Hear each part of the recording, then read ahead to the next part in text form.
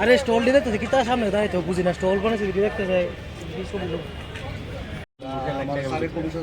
তার লাগাইতাম বাল্ব জ্বালাতেছি একটা বাল্ব লাগাইছো তুমি তো 12 বাল্ব কত এটা করতেছো তুমি বুঝতেছি না খাওয়াটাও না কিছু না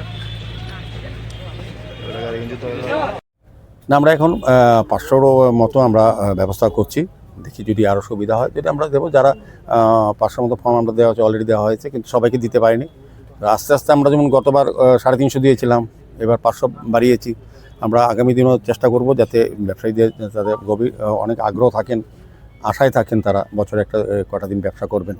যত বেশি সংখ্যক গরিব মানুষকে, ক্ষুদ্র ব্যবসায়ীকে সুযোগ দেওয়া। তো এই চৈত্র মেলা আমাদের শহরে একটা মানে খুবই আকর্ষণীয় মেলা আমি বলবো। সর্ব অংশে এবং বিশেষ করে মহিলারা খুব অংশগ্রহণ করেন।